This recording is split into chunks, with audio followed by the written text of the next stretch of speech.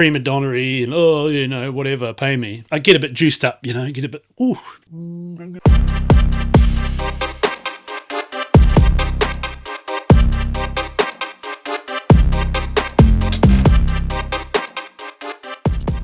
Welcome back to another video, guys. Now, when it comes to being a photographer, like I've said in other videos, it is a high value skill, but at the same time, it is still a service business and you have to treat it that way. If you want to keep clients, you have to treat them just like any service business would. Let's remember the old saying, money exchanges hands when value exceeds price. So it's a fine line in the photography world between being too cheap, working for too little, burning yourself out, but also at the same time looking after your clients and your customers and making it a valuable exchange for them and for you. And a lot of this comes down to your mindset and the way that you approach business. So my personal strategy in the photography business has always been go above and beyond, but within means. So within sort of what I'm willing to do for what I got paid for the job. You don't want to be the prima donna type photographer that thinks they're too good for everybody and, you know, they should get paid tons of money for just a handful of images and all this stuff. At the end of the day, like I said, it's a service business.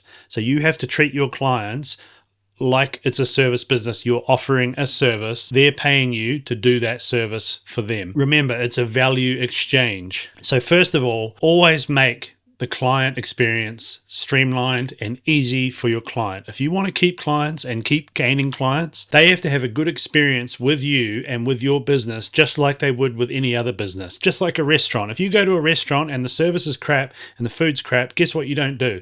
You don't go back. The same thing applies in the photography business. A lot of those business fundamentals from other business genres apply in the photography realm as well. So make that client experience seamless, make it easy, you know. Don't make it difficult for your client. The more difficult it is for them, whether it's the communication or how you deliver images or your contracts or whatever it might be, the more difficult that process is for your client who's hiring you, the less likely it is for them to come back. So you want to make that seamless, easy, positive communication, friendly, you know, all those business fundamentals from other businesses that you bring into the photography world, they all apply. So the next thing would be going above and beyond. And I say this with kind of quotes because going above and beyond is one thing, but getting taken advantage of is another. So it's sort of a fine line.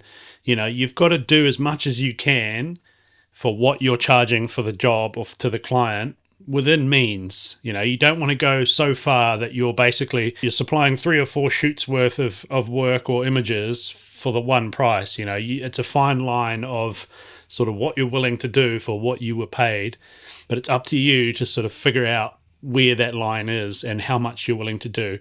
But at the end of the day, especially if you're working on like a big event or something with other photographers, if you just go that little extra mile and maybe deliver a few extra images or, you know, make it really nice for them and always be the happy, positive person who's there working. All those little things stand out is what brings those clients back to you when the next time they need a photographer. Your name pops into mind and go, oh yeah, remember how good of a job they did and how fun and friendly they were and how they always went the extra mile. But like I said, it's a fine line and it's personal preference as to how much you're willing to do for whatever it is you charge. You know, if it's a little job, you might not be as willing to go the extra mile and do a bit more or whatever it is. If it's a big one, you might be willing to go, yeah, sweet, you know, I'll do a whole nother edit or whatever, you know, whatever it might be. It's up to you to figure out, but going the extra mile always helps differentiate yourself from the next guy who's the complete opposite and wants to get paid the same amount of money for half the images and sort of is all, you know, and is all prima donnery and, oh, you know, whatever, pay me. The more you're not like that, the more you're going to get repeat clients coming back. Because just like any business, you offer a great product at at whatever your price is, but either way, it goes back to that old saying, you know, money exchanges hands when value exceeds price. You might just be starting out and the value that you bring might be very small, but your price will reflect that. The further along you get, the more value you bring to that client, the more money they're willing to pay. And that's that growth strategy I talk about so much, and where your prices grow over time with your career and with your skill and with everything. So the next thing is something that I harp on about and that you cannot forget. If you're a self-employed photographer, you work for yourself. You know, you represent yourself as a business. You are your brand. You are your business. You can't go out there acting like an entitled dipshit, you know, thinking that, like I said, you're the best photographer in the world. You've got to go out there and treat it like you are representing yourself. When you've got a job and you work for someone else, you don't care. You're just like, oh, whatever, it's not my reputation on the line, it's the company. When you're a photographer and being self-employed, you are your own representative. You're your sales representative. You are your marketing team. You're everything. So you have to treat it that way. Like I've said before, go out there.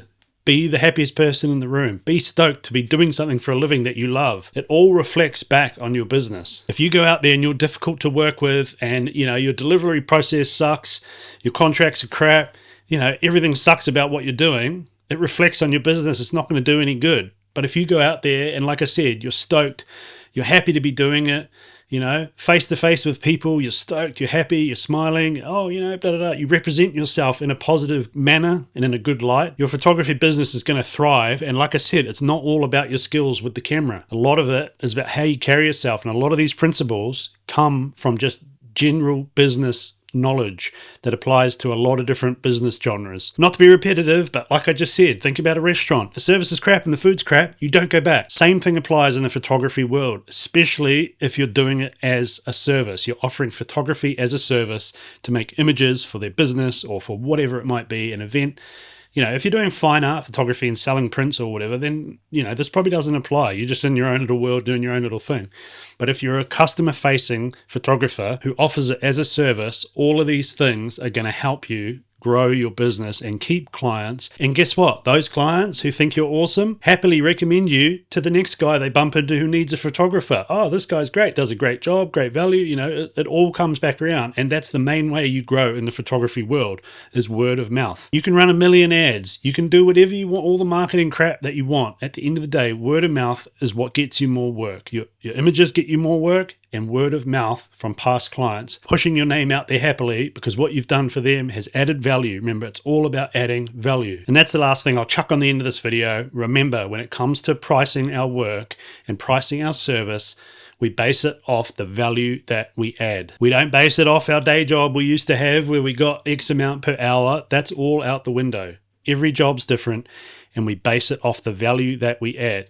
Again, the coffee shop analogy. Hey, I need some photos for the coffee shop up the road. Oh, okay, this is what I'll charge you. Oh, by the way, it's Starbucks. Oh, wow, that's a whole different thing. That's a whole different ball game. Let me redo that quote and triple it because it's Starbucks. It's a huge corporation. That's the analogy. It's all about adding value. It's the value that you add that justifies your pricing. What I charge Johnny down the road with his coffee shop, his little one-man caravan band, is completely different to what I charge Starbucks. This is just a little bonus bit on the end. Remember, when you're sussing out your pricing, it's all based off the value you add.